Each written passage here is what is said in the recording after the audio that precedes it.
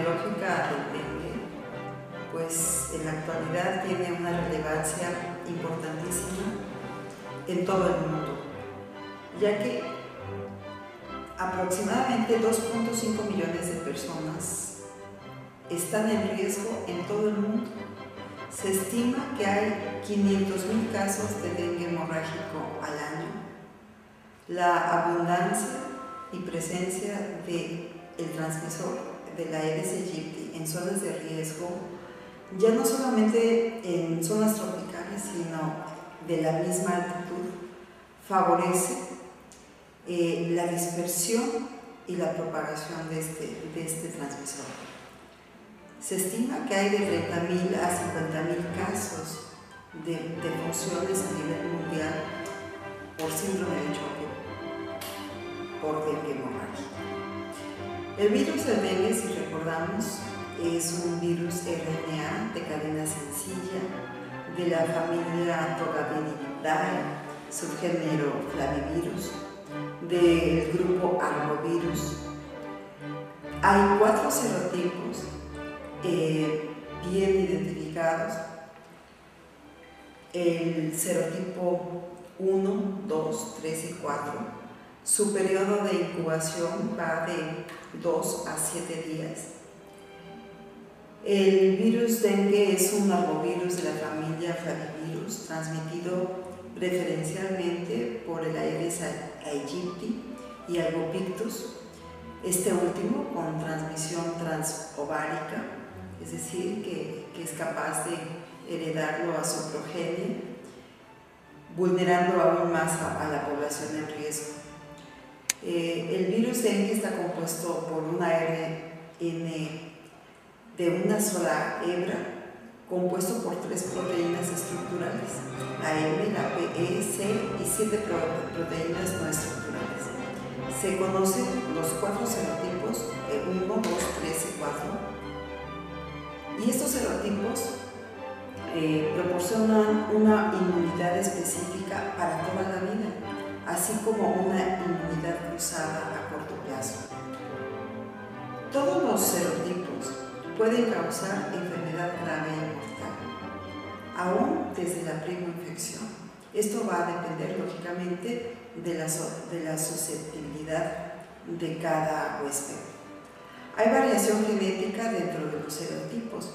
¿Esto qué implica? Que la variación genética de cada serotipo puede provocar expresiones clínicas diferentes en los diferentes grupos de edad, en la raza, en el sexo, en las condiciones propiamente dichas de los huéspedes que hay en cualquier parte del mundo. Algunas variantes genéticas dentro de cada serotipo parecen ser más virulentas o tener mayor potencial epidémico. Como ejemplo tenemos el serotipo 2 y 3.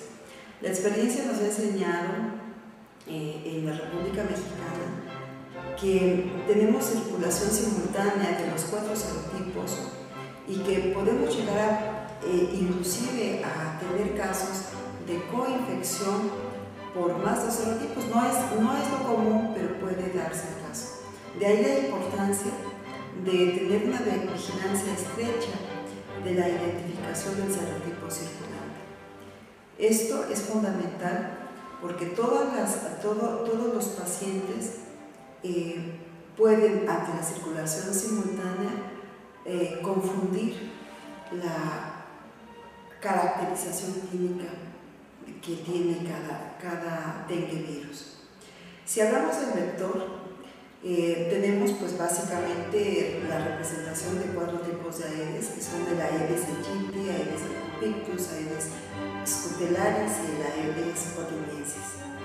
Preferentemente nosotros tenemos el Aedes aegypti, que prácticamente lo encontramos en toda la República Mexicana, en la cuenca del Pacífico, en la cuenca del Golfo, predominantemente en el sur-sureste de la República Mexicana. Tenemos identificación de Aedes albopictus, sin embargo, en la actualidad no tenemos como transmisor del dengue a este vector. Sí tenemos presencia e identificación en algunos estados de la República, en el norte del estado de Veracruz, en el estado de Tamaulipas, inclusive tenemos también en algunos estados del norte.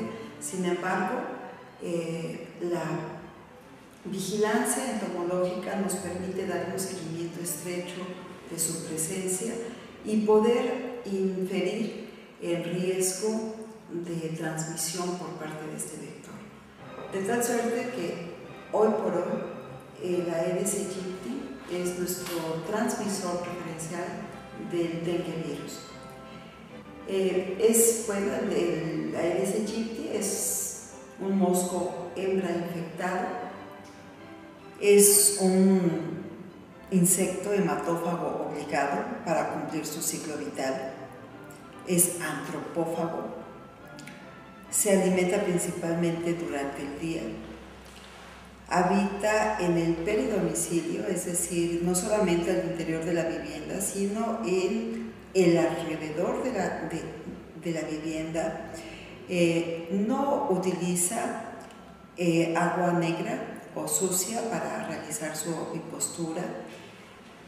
Utiliza básicamente o busca recipientes artificiales de agua limpia que generalmente deben de estar bajo la sombra, preferentemente en áreas ventiladas. Tiene una vida media de 30 a 60 días en cada ovipostura. Más del 50% de los huevecillos que deposita, más del 50% van a ser hembras, lo que hace que su propagación sea más segura. Su ovipostura no la realiza en un solo recipiente, la realiza en diversos recipientes para garantizar la perpetuación de su especie. Tiene un rango de vuelo aproximado, estando en condiciones óptimas, de 50 metros lineales. Si no encuentra su fuente de alimentación, puede volar mucho más. Estando el viento a su favor, puede alcanzar hasta los 200 metros. Es un compañero permanente del ser humano porque puede viajar adentro de las llantas de un auto, es muy comodino, le encanta viajar con el ser humano. De ahí la posibilidad de propagación más fácil. Tiene una vida media de 30 a 60 días, con una posibilidad en su vida adulta de realizar de 4 a 6 oviposturas. Se encuentra en áreas geográficas de hasta 1800 metros, a partir de 1800 metros y hasta 2200 metros sobre el nivel del mar en promedio. Vive en temperaturas arriba de 18 grados. Su capacidad de adaptación ha sido muy rápida porque es capaz de mantenerse y volando en alturas al interior de la vivienda hasta en el propio techo, condición que no era habitual hasta hace algunos años. Su ciclo biológico de la Aedes aegypti es muy importante conocerlo, no solamente para el personal operativo del programa de control de vectores, sino también para el personal médico, porque es importante conocer todo el ciclo biológico, porque su capacidad de reproducción es muy alta y esto permite la facilidad de aumentar su población con gran rapidez. El ciclo biológico de la Aedes aegypti, durante la puesta de huevos, es fácil de combatir, eliminando y lavando los recipientes. En su fase larvaria, el control antivectorial se realiza utilizando productos químicos o biológicos que pueden ser como el abate, grano de arena o de mefos. Pueden utilizarse controles biológicos utilizando peces, específicamente pues, los que cada región pueda utilizar, con extremo cuidado para no convertirlos también en una plaga que pueda después ser contraproducente para el control. En su fase de pupa realmente no hay mucho que hacer porque la pupa tiene una cutícula muy gruesa que es impermeable para el T-MEFOS y esto impide la muerte de la pupa, por lo que cuando se identifica la presencia de las pupas es importante la limpieza radical, o sea, los ciclos que aplica el personal de vectores pues tienen que ser extremadamente cuidadosos para la identificación de pupas y reducir las densidades poblacionales. En su fase adulta, pues el control vectorial se hace de manera espacial con la aplicación de insecticidas, básicamente biodegradables, y que justamente eso es lo que no quisiéramos llegar. A través del saneamiento básico es justamente el punto más importante, reducir las densidades poblacionales, pero básicamente a través del saneamiento ambiental. El ambiente físico, bueno, pues la transmisión está determinada por un humano virémico, es decir, un humano infectado, la presencia del vector, que es el Aedes aegypti, y un humano susceptible, es decir, el receptor tiene que estar presente. Si estas tres condiciones no están dadas, podemos tener circulación del virus, pero si no hay presencia del vector, pues no hay la transmisión. Si hay el vector, en este caso el Aedes aegypti, pero si no tenemos circulación virémica, pues no hay transmisión. De tal suerte que esta es la clásica triada de la que requerimos para la transmisión. La transmisibilidad no se transmite por contacto directo de persona a persona, requiere la presencia del vector transmisor para completar el virus, su ciclo biológico. Los pacientes tienen viremia desde un día antes hasta el final del periodo febril, de tal suerte que esto facilita la propagación cuando las personas transitan en zonas endémicas o epidémicas y que fueron picadas por el insecto y se trasladan a otros lugares, y en el que hasta 3 o 4 días después sospechan de la enfermedad o simplemente pasa inadvertida y llegan a sitios donde está el vector presente y se propaga la transmisión. El mosquito se vuelve infectante de 8 a 12 días después de alimentarse con sangre.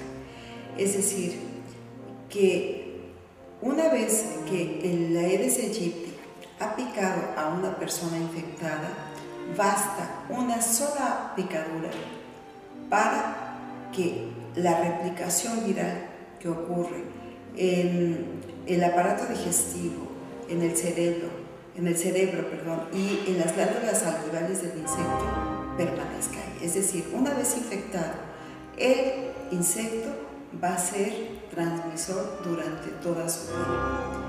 Por lo tanto, es muy importante considerar el ciclo biológico del virus dentro del insecto para saber el riesgo de transmisión que tenemos. Esto no lo vamos a saber, por supuesto, más que así teniendo dos cosas: al paciente y al insecto. Si sabemos que tenemos confirmado un caso de dengue y sabemos que hay densidades poblacionales de Aedes aegypti, la transmisión es segura. Lo que hay que hacer es intervenir para interrumpirla. Entonces, un Aedes aegypti puede permanecer como transmisor activo de 30 a 60 días. Si recordamos un poco la situación del dengue en las Américas, pues prácticamente desde México hasta lo que es Bolivia en este momento, tenemos transmisión. Todos los países que tienen casos, ¿sí?, y que no notifican, pues lógicamente se favorece la transmisión. En ese momento nuestro país se encuentra hasta la semana 25. Estábamos en el tercer lugar de casos de dengue, ocupando el primer lugar Paraguay, después Bolivia, México, Colombia, Perú, El Salvador. Nosotros, como país de tránsito de indocumentados que tienen el deseo de llegar a Estados Unidos, tenemos una ruta que es obligada. Viene la gente de Sudamérica, de Centroamérica, para llegar a los estados del sur-sureste de la República Mexicana, toman el istmo de Tehuantepec, llegan a la cuenca del Golfo de México para ir alcanzando los estados del norte, Tamaulipas, Nuevo León, básicamente para atravesar a Estados Unidos. De tal suerte que con gran frecuencia, ya sean migrantes centroamericanos o sudamericanos o migrantes nacionales, en su paso por toda esta travesía van dejando muchas enfermedades transmisibles, pero en el caso que nos ocupa, que es el dengue, pues se ve favorecido, porque no solamente toman esta ruta del sur hacia el norte, sino también del norte al sur, cuando ya vienen cargados de una gran cantidad de mercancías usadas para venderlas o distribuirlas en sus países de origen. Por lo tanto, la distribución del Aedes aegypti se ve favorecida de esta manera. Entonces, la presencia de Aedes albopictus en países de Centroamérica o de Sudamérica, pues se ve favorecida. De tal suerte que la vigilancia entomológica de toda la República Mexicana tiene que ser muy eficiente para identificar este transmisor como uno de los principales riesgos que tenemos en nuestro país. Todo el sistema de vigilancia entomológica en el país, para nosotros, es muy oportuno, ya que se logra identificar con gran precisión y oportunidad la presencia del Aedes albopictus.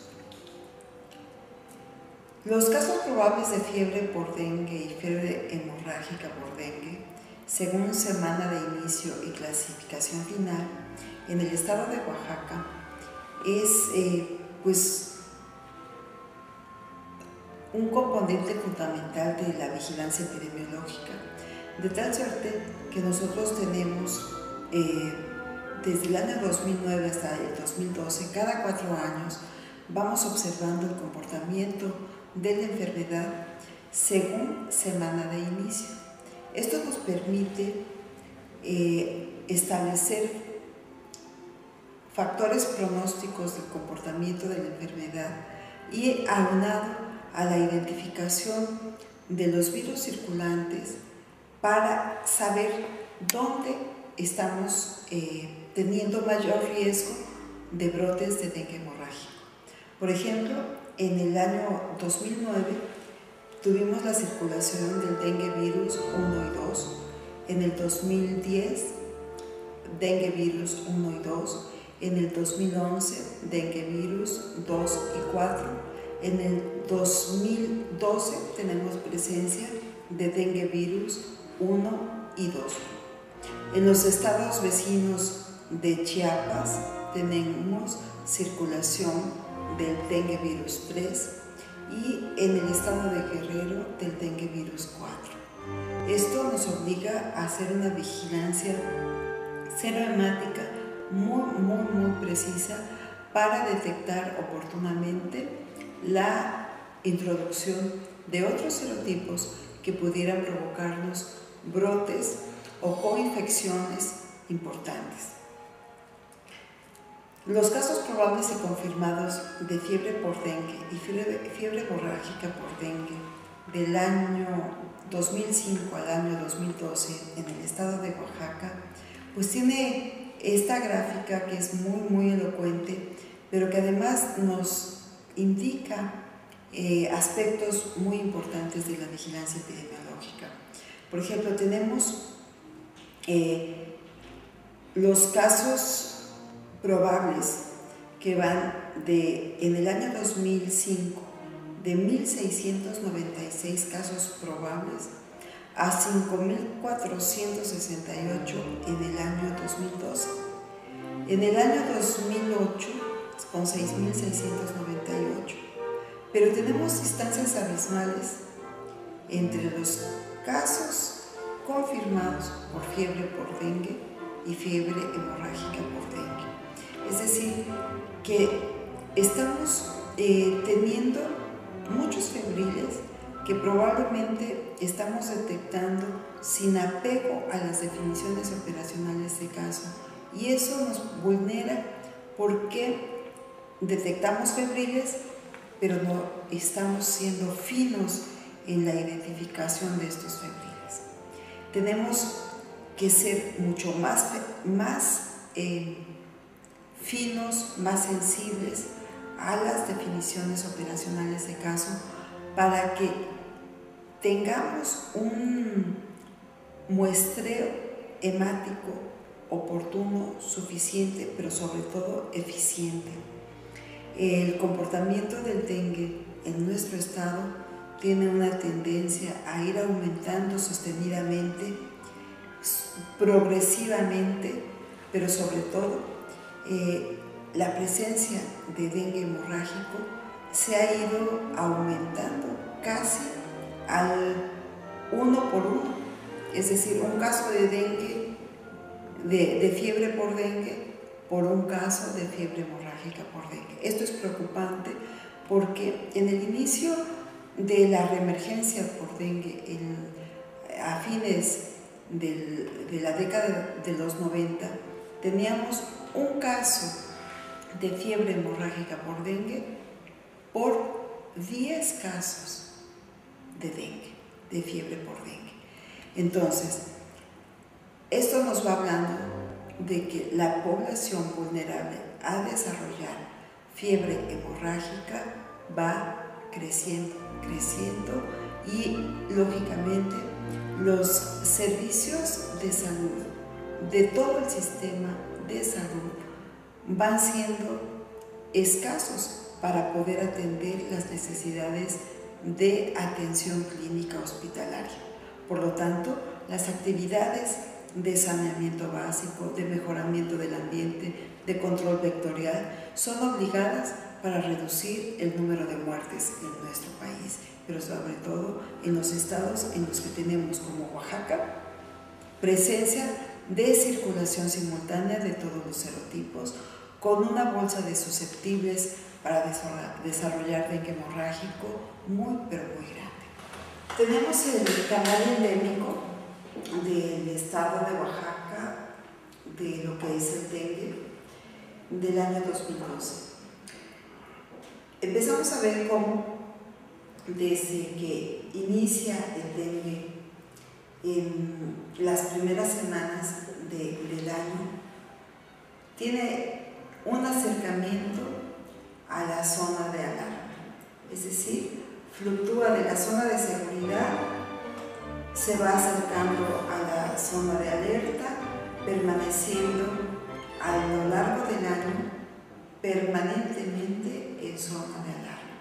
Esto significa que nosotros tenemos prácticamente durante todo el año el dengue dentro de la zona de alarma y que pocas veces y durante tiempos muy breves, el canal endémico, vemos que el comportamiento del dengue se mantiene en zonas de seguridad de manera muy ocasional y durante muy pocas semanas.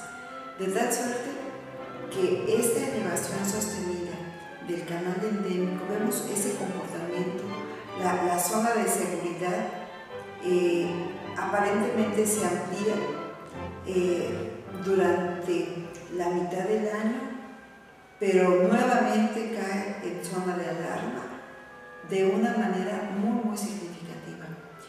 Es importante recordar que el dengue tiene que mantenerse permanentemente en una zona de seguridad para poder hablar que estamos en una fase exitosa de control. Mientras que el dengue se siga manteniendo en zona de alarma, en los 5 años próximos pasados, la posibilidad de los 5 años siguientes va a ser prácticamente el mismo comportamiento. Hay que recordar que el dengue, como enfermedad viral, es cíclica, se mantiene exactamente, su patrón es muy similar, lo que nos permite hacer proyecciones, estimar casos, vigilar los casos clínicos, nos permite conocer qué expectativa podemos tener para el año subsiguiente.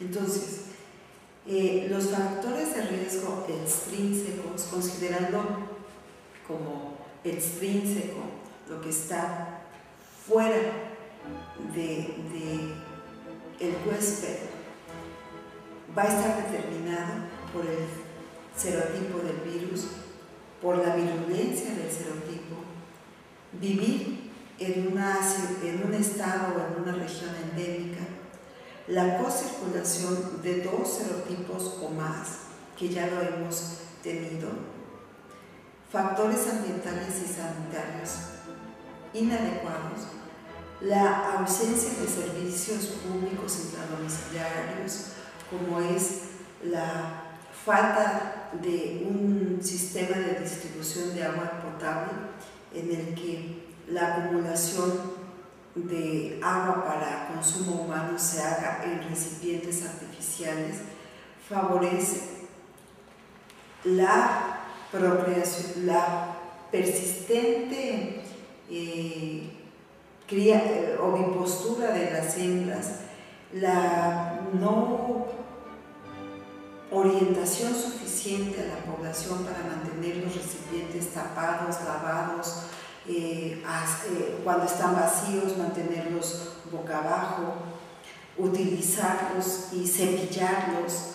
Hay que recordar que los huevos de Aedes aegypti tienden a migrar hacia la pared de los recipientes y que, aún estando secos, puede permanecer un huevecillo hasta un año. Cuando se llena ese recipiente de agua y el huevo está pegado a la pared de ese recipiente, puede volver a completar su ciclo biológico y entonces seguir la reproducción. Entonces, los factores ambientales y sanitarios inadecuados favorecen la replicación del insecto, y esto, cuando los estudios entomológicos nos dan indicadores de seguridad, pero si la población no ha conservado los hábitos de saneamiento, de eliminación de criaderos de manera adecuada, pues volvemos a tener densidades poblacionales muy altas del insecto. Entonces, la vigilancia tiene que ser encaminada a una instrucción muy concienzuda de la población. Y esto, pues, afecta también a nuestros establecimientos de salud. Es decir, donde nosotros prestamos la atención médica, pues también tenemos que garantizar que las actividades de eliminación de criaderos y control de depósitos de agua sea eficiente. Si no, nosotros nos volvemos unos pues emisores del transmisor, en este caso de la Aedes aegypti, porque dentro de nuestros propios establecimientos tenemos criaderos. Por lo tanto, fomentar la cultura de establecimientos libres del vector es una tarea obligada en los edificios, clínicas de salud, de todo el sector público y privado, por supuesto. Dentro de los factores de riesgo intrínsecos para el dengue, es decir, atribuibles estrictamente al huésped, están las infecciones secundarias que van causando inmunodepresión. Esto es bastante importante y común en los casos complicados. La genética del huésped y en algunos casos de la propia raza. La población con comorbilidades importantes, los extremos de la edad, obesidad mórbida, la enfermedad pulmonar obstructiva crónica, diabetes mellitus, asma, miocardiopatías, cirrosis hepática, enfermedades crónico-degenerativas o inmunosupresoras. El embarazo es una condición que, sin ser una enfermedad, es una condición que el manejo de la paciente embarazada es uno de los grupos de mayor riesgo de muerte. La paciente con dengue debe de ser detectada oportuna y seguida de una manera muy estrecha. Por lo tanto, la paciente embarazada, sin ser una patología, está considerada como uno de los grupos de mayor riesgo para muerte. Hablando de la clasificación de acuerdo a la OMS sobre las etapas del dengue, pues solamente debemos de recordar que son 4 básicamente: la fase de incubación, la fase febril, la fase crítica y la fase de recuperación. Dentro de la historia natural de la enfermedad, que básicamente son 10 días, debemos de recordar que en los primeros 3 días está la fase febril, que cuando sospechamos, por definición operacional, que se trata de dengue, pues es justamente la más importante para hacer la detección de la serotipificación del dengue virus. Conocer todo lo que es la historia natural de la enfermedad es una condición obligada de todo el personal de salud de un hospital. Conocer toda su historia clínica, conocer la evolución que ha tenido el paciente desde que inicia la fiebre, es lo que va a garantizar detectar oportunamente el riesgo de evolución a la complicación de un paciente.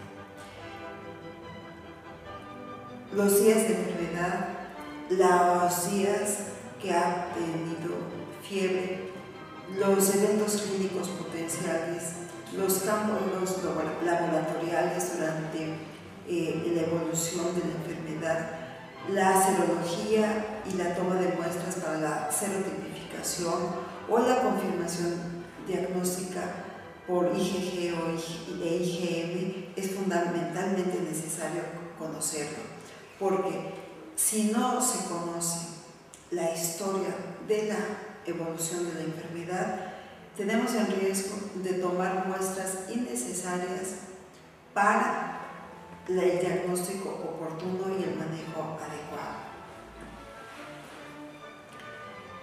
Las recomendaciones generales para el personal de un hospital es conocer la enfermedad, porque curiosamente, aunque tenemos la experiencia tan amarga de vivir con dengue, conocer la enfermedad se hace tan cotidiano, pero a la vez tan poco oportuna la detección y la notificación, que desgraciadamente se considera una enfermedad habitual y no se pondera en riesgo.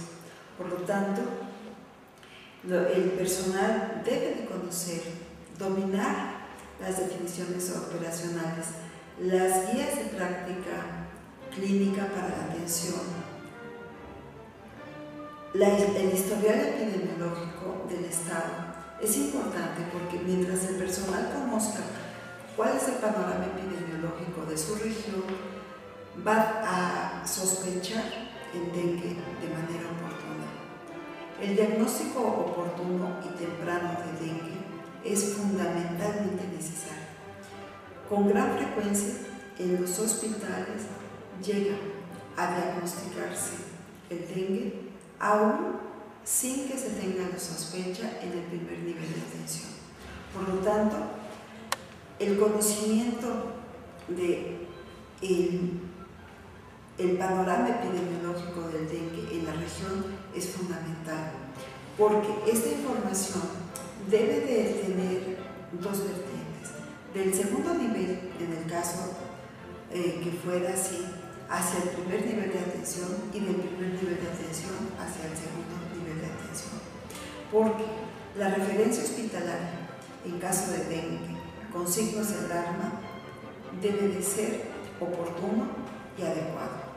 Cuando esto no se da, justamente los pacientes complicados llegan de una manera tardía y lógicamente favorece la vulnerabilidad a la defunción. El tratamiento debe de ser perfectamente conocido, pero sobre todo el seguimiento. El diagnóstico se hace de manera clínica, se hace con apoyos diagnósticos de análisis de laboratorios clínicos básicos, biometría hemática, química sanguínea, serológicos a través de la serotipificación del dengue o la presencia de todo el protocolo que se requiere para los diagnósticos diferenciales. El aislamiento viral es determinante para la identificación. Una vez identificado el serotipo que está circulando, no es necesario estar requiriéndole al 100% de los pacientes una muestra. Se debe de tomar con criterio selectivo, pero sobre todo a los pacientes con la expresión hemorrágica. El dengue no grave, conocemos la definición habitual, los signos y síntomas clásicos, pueden transitar cuando son más intensos, más marcados, su duración más prolongada, pues transitan rápidamente a un dengue grave, en el que pues el cuadro clínico pues lo conocemos y que en este momento pues no es el motivo de la plática. Tenemos que considerar el diagnóstico diferencial: influenza, rubiola, sarampión, malaria, leptospirosis, fiebre tifoidea como los principales. ¿Cuál es la importancia de la vigilancia epidemiológica intrahospitalaria? Poder establecer un filtro que desde que el paciente demanda atención en el servicio de urgencias, podamos nosotros establecer que todo aquel paciente con fiebre y con apego a la definición operacional de caso de dengue no grave, podamos reducir su estancia en la sala de espera. Porque si tenemos pacientes sospechosos de dengue y tenemos presencia de Aedes aegypti, debemos evitar la permanencia prolongada de un paciente en un lugar donde no tenemos la garantía de que no exista Aedes aegypti. Es decir, tengo un paciente febril, sé que puede ser dengue, le doy tratamiento básico, viridazol oral, paracetamol, aislamiento antivectorial intradomiciliario, promoción de eliminación de criaderos en su domicilio, lo capacito para que identifique signos de alarma y lo envío a su casa. Notifico a la jurisdicción sanitaria para que sea visitado. Si esto no lo hago de manera rápida y si no tengo la garantía de que tengo libre de criaderos mi hospital, yo mismo puedo en un descuido favorecer la dispersión del dengue en la población intrahospitalaria. De ahí que las actividades de control tienen que ser simultáneas para el propio hospital. Educar al paciente a que no se automedique, iniciar la hidratación, reposo en cama, iniciar el control con medios físicos, lo básico en el manejo intradomiciliario. ¿Qué es lo que yo tengo que capacitar al familiar y al paciente? Bueno, pues la identificación de signos de alarma. Dolor abdominal intenso, que es uno de los signos más significativos que me permiten advertir el tránsito inmediato de un dengue no grave a un dengue grave. Y toda la sintomatología de signos de alarma, garantizar que el paciente regrese al hospital si los presenta. Tener un censo de esos pacientes que yo estoy registrando que están presentándose al hospital y que pudieran regresar en un momento dado. ¿Qué es lo que tengo? ¿Cuál es el punto más importante que yo tengo que recordar dentro de la vigilancia epidemiológica intrahospitalaria? La consulta en el servicio de urgencias, considerar los posibles pacientes a hospitalizar, los pacientes graves que requieren ser asistidos en la unidad de cuidados intensivos, ya sea de adultos o pediátricos. Debo de tener un conocimiento claro por todo el personal sobre el flucograma de manejo clínico en los pacientes con dengue sin signos de alarma, con los pacientes con dengue con signos de alarma y los pacientes con datos de insuficiencia circulatoria o choque por dengue. Esta diferenciación tiene que quedar muy clara dentro del personal para poder hacer su triaje y hacer una separación muy clara, muy definida de los pacientes de acuerdo a su estado de gravedad. Cuando nosotros logramos establecer esta diferencia, podemos asignar separación de los casos y poder establecer una vigilancia muy específica y estrecha por personal calificado. La unidad de vigilancia epidemiológica intrahospitalaria debe de considerar como actividades diarias en los 3 turnos y las veces que se requiera el conocimiento de la historia natural de la enfermedad y garantizarla en el 100% del personal médico y paramédico. El conocimiento permanente del panorama epidemiológico local, jurisdiccional, estatal, nacional y mundial. Conocimiento sobre los diferentes serotipos de virus dengue que están circulando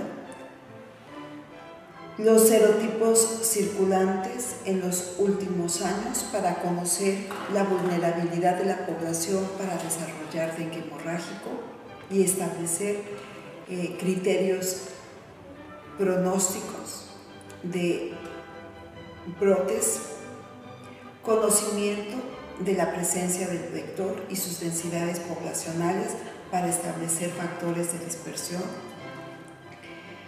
Al interior del hospital, la actividad de la unidad epidemiológica dirigida por el epidemiólogo debe de realizar un recorrido diario a todos los servicios para la identificación de pacientes febriles con apego a la definición operacional de dengue, aunque la causa de hospitalización del paciente sea por cualquier otro diagnóstico. Puede ser quirúrgico, clínico, accidente, pero de acuerdo a las definiciones, identificar los pacientes febriles actuales o recientes y los factores de riesgo, ya sea epidemiológicos, ambientales o vectoriales, que nos hagan sospechar en pacientes por dengue. Dominio de las definiciones operacionales para dengue, para paludismo, para rickettsiosis, leptospira y cualquier enfermedad hemorrágica que tenga que sospecharse. La notificación inmediata a través de los estudios epidemiológicos específicos, introducción de los casos probables y sospechosos de dengue a la plataforma jurisdiccional, toma de muestras al 30% de los casos probables, promover, fomentar y evaluar la capacitación del manejo del paciente con dengue, grave o no grave, en el personal médico y paramédico, diseñar con el consejo del hospital un plan emergente de atención a pacientes con dengue grave y no grave, ya que el hospital, como centro de referencia, debe de estar preparado para cualquier contingencia, considerando todos los servicios, cómo comportarse y establecer sus indicadores de emergencia y de hospitalización. Es decir, ante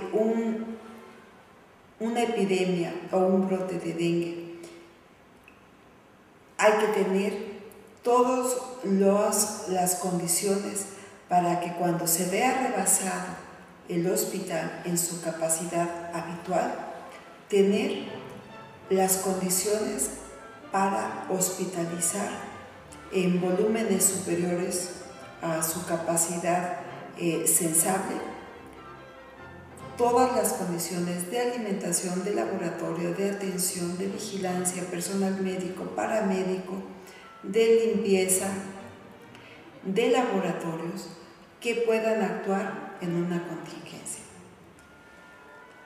Analizar el cuadro clínico y tratando de hacer la identificación del serotipo para hacer la caracterización clínica y poder evaluar el riesgo de dengue hemorrágico y sus variaciones específicas de acuerdo a edad, sexo, inclusive región.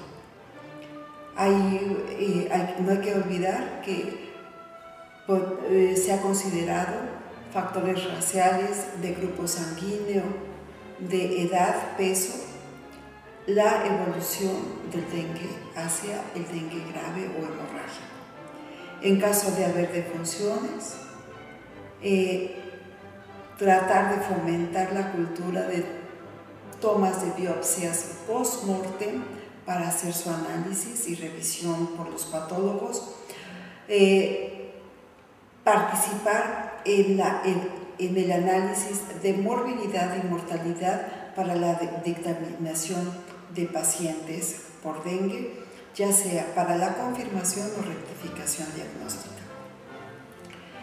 promover y fomentar la eliminación de criaderos de Aedes aegypti dentro del predio del hospital, promover y fomentar el aislamiento vectorial intrahospitalario de los pacientes a través de uso de pabellones, promover y fomentar la instalación de telas mosquiteros en ventanas y puertas, solicitar la evaluación de entomólogos para la verificación de esta actividad, promover la toma de muestras adecuadas para la identificación virológica del dengue. El propósito de esta vigilancia consiste en la detección, el aislamiento y la identificación y la tipificación del virus circulante a través de RT-PCR en tiempo real, método sensible que es específico, exacto y preciso, que se realiza en el Laboratorio Estatal de Salud Pública.